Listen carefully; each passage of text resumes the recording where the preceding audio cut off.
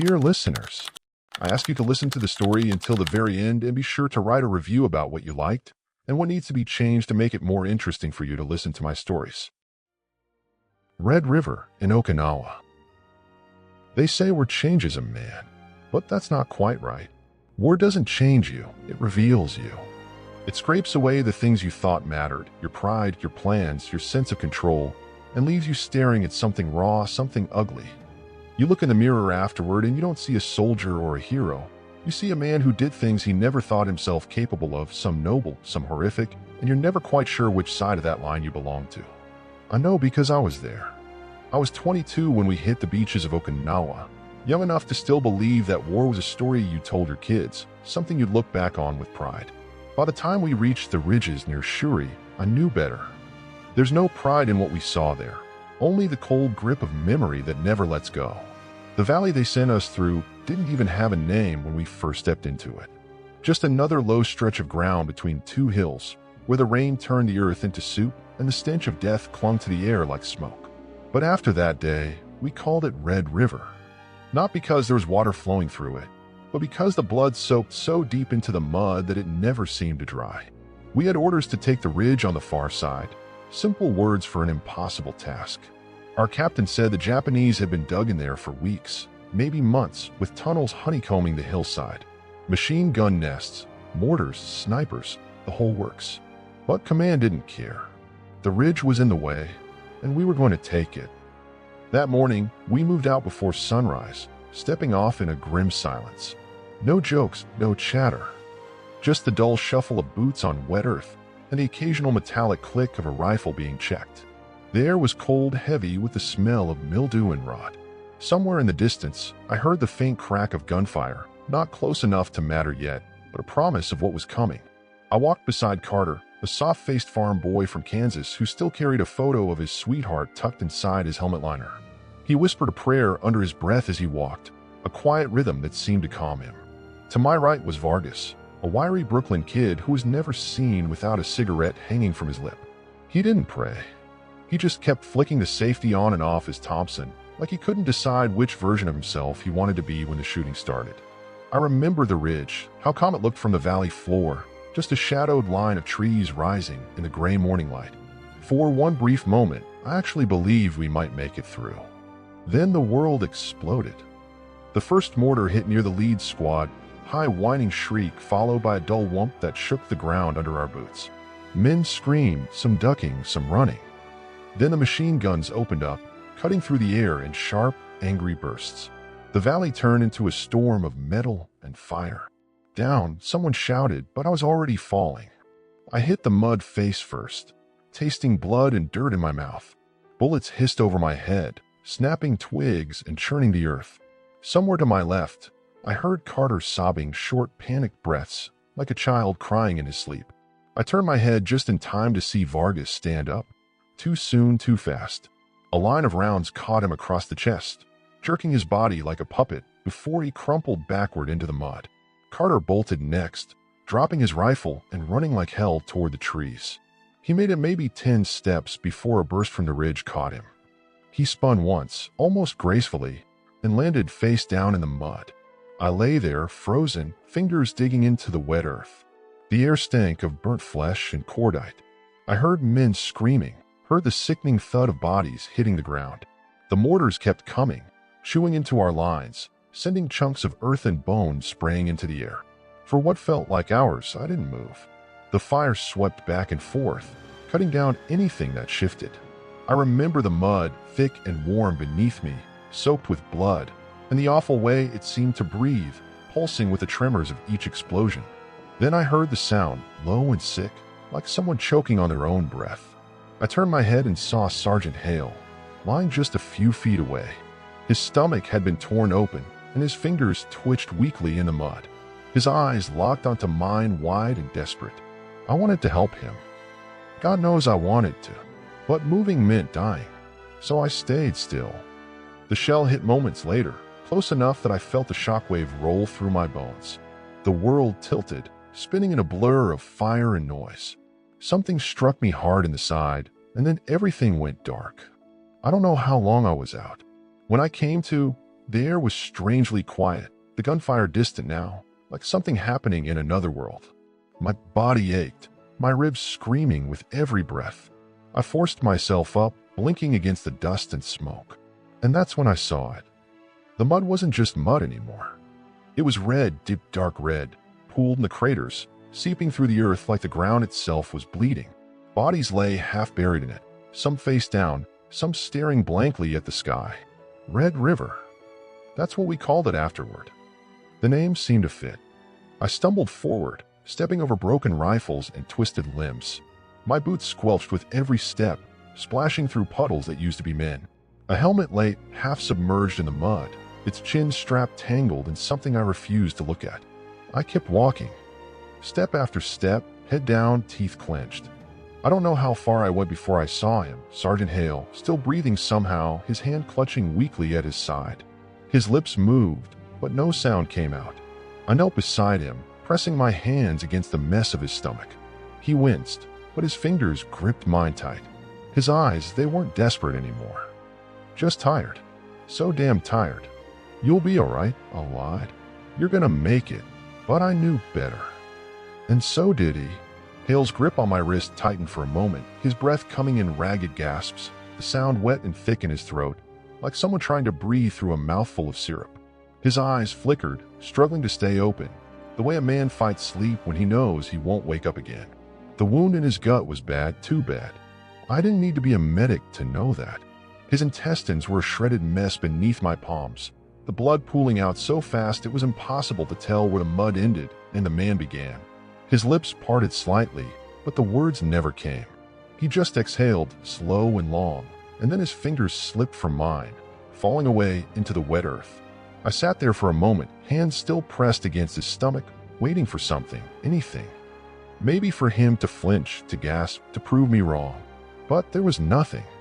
Just the dull weight of his body settling into the mud, the quiet stillness of a man who would never move again. I swallowed hard, but my throat was dry, raw from the smoke and the screaming that I hadn't realized had been coming from my own mouth. I wiped my hands on my uniform, smearing dark red streaks across the fabric, and forced myself to my feet. The battle wasn't over, not yet.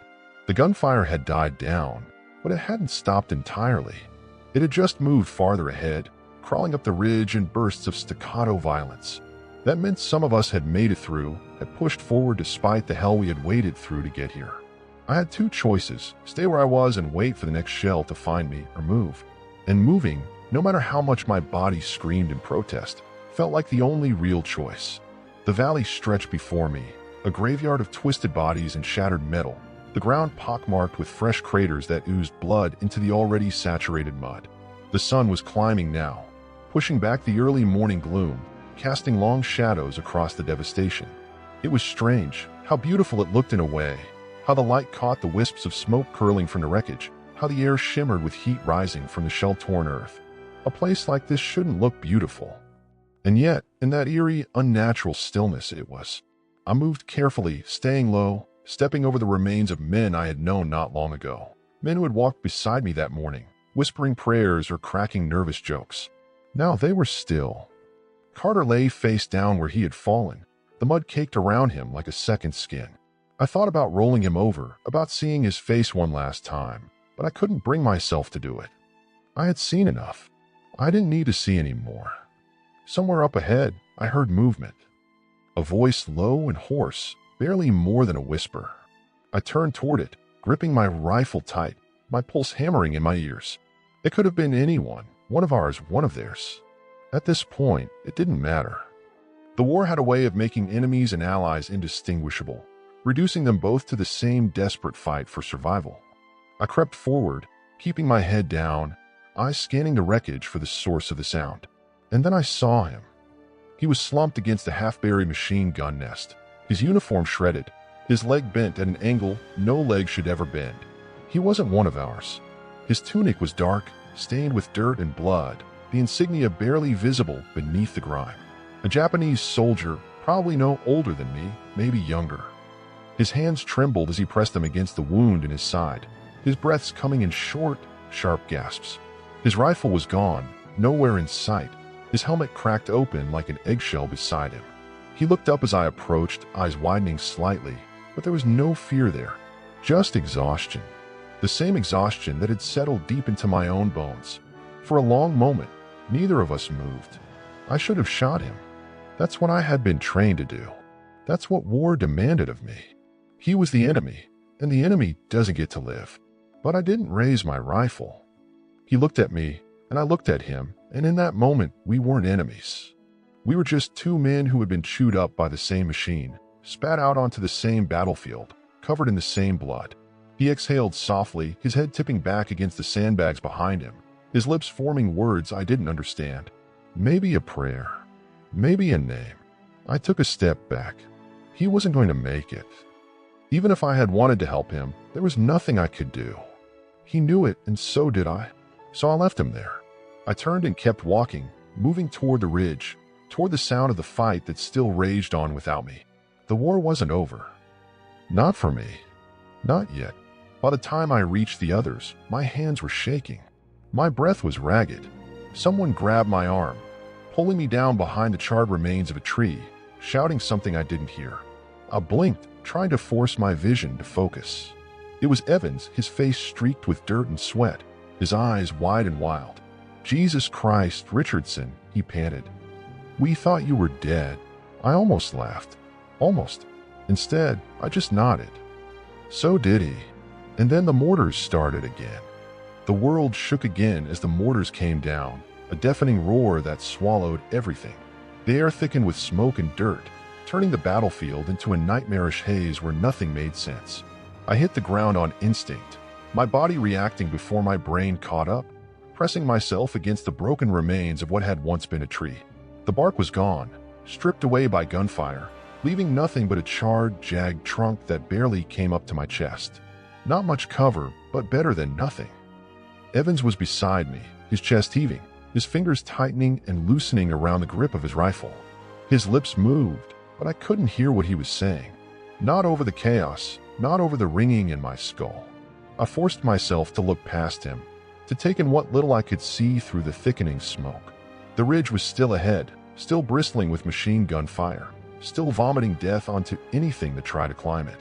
The others were scattered, some pinned down, some already charging forward in a desperate attempt to break through.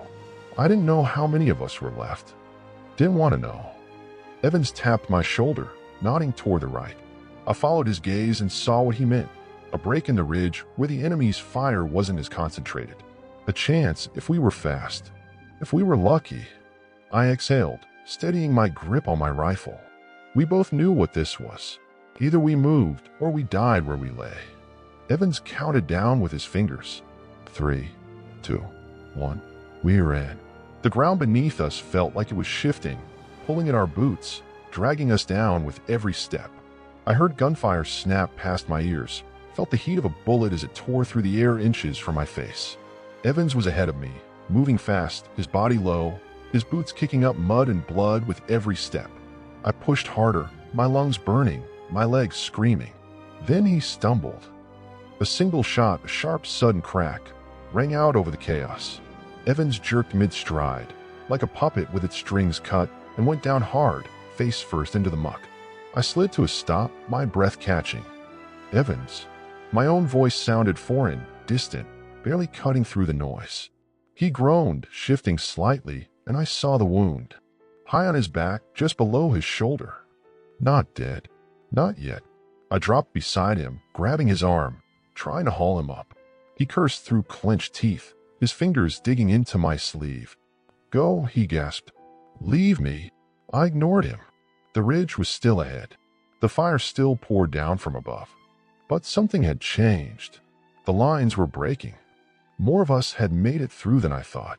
A few yards away, I saw Smitty's squad pushing up the slope, their rifles flashing, their voices raised in desperate, angry battle cries. We had to move. I grabbed Evans under the arms and dragged him forward, step by step, inch by inch, every muscle in my body screaming in protest. Then I saw the grenade. Not ours. It landed a few feet away, bouncing once before coming to a stop in the mud. The second stretched. A heartbeat. Breath. Evans saw it too. His fingers tightened around my wrist. His eyes locked onto mine. And then he shoved me. I hit the ground hard, my head slamming into something solid. My vision blurred. My ears rang. Then the world went white. The moment after the blast was not silence. Not yet. It was something worse. A high-pitched ringing in my ears that drowned out everything else. A dull throb in my skull that made the world tilt and sway. A heaviness in my limbs like I had been buried under the weight of the earth itself. I tasted blood in my mouth, warm and metallic. And when I tried to move, pain shot through my ribs, sharp enough to pull a groan from my throat. I blinked, trying to clear the blur from my vision. The battlefield was a shifting mess of smoke and shadows, the ridge still looming ahead, the ground littered with bodies, weapons, and pieces of men who had once been whole. The dirt beneath me was sticky, soaked with a mixture of rain and blood, the smell of it thick and suffocating. I forced myself onto my side, my fingers digging into the mud as I tried to push up. My rifle was gone, blown from my hands or buried somewhere in the sludge. My helmet was missing, my head pounding like a drumbeat inside my skull. Then I remembered. Evans. I turned, heart hammering against my ribs. I was searching for him. What I found wasn't a man. Not anymore. The grenade had taken him apart, scattered pieces of him across the ground like a butcher's scraps. His face was gone, his chest torn open, ribs exposed, one arm missing from the shoulder down. What was left of his body lay motionless, steam rising from the torn flesh where the heat of the explosion had seared into him. I wanted to call his name, as if somehow, if I said it loud enough, he might answer. But there was no voice left in my throat. No words. Just the raw, empty space where something human had been ripped out of me. I wanted to look away. I couldn't. Somewhere ahead, the battle still raged, the last desperate fight for the ridge reaching its climax. I could hear the shouts of our men, the sharp crack of rifle fire, the final thunder of machine guns trying to hold their position before being overwhelmed. The enemy was breaking, their lines shattering as we pushed through. It should have meant victory, should have meant the end was in sight. But standing there, kneeling in the blood-soaked dirt beside what was left of my friend, I felt nothing like victory. I forced myself to my feet. My legs shook, my vision swam, but I stayed upright. I had to. The war didn't care if I was tired, if I was hurt, if I wanted to collapse into the mud and let the earth swallow me whole. The war demanded I keep moving. A rifle lay near me, gripped tight in the hands of a corpse whose face had been caved in by shrapnel. I pried it free, ignoring the way the stiff fingers cracked as I pulled them away. The weapon was still warm. I checked the ridge. The enemy was retreating, their fire less concentrated, their presence thinning. But not all of them. Some still fought, some still clung to their positions, refusing to give ground even as the battle turned against them. And some were moving down toward me. There were 4 of them. They came carefully, stepping over the dead, rifles raised, their faces unreadable in the smoke and dirt. They had seen me, knew I was alive. I lifted the rifle, my grip steady despite the tremor in my hands. They were too close now for hesitation, too close for mercy. I fired first. The shot hit the lead man in the chest, knocking him back, his weapon falling from his hands as he hit the ground. The second one flinched, turning slightly, and I squeezed the trigger again. He clutched his throat, staggered, collapsed into the mud, his breath gurgling in his ruined windpipe. The third raised his weapon, but I was faster. The bullet took him just above the heart, his body jerking as if struck by lightning, his knees giving out beneath him.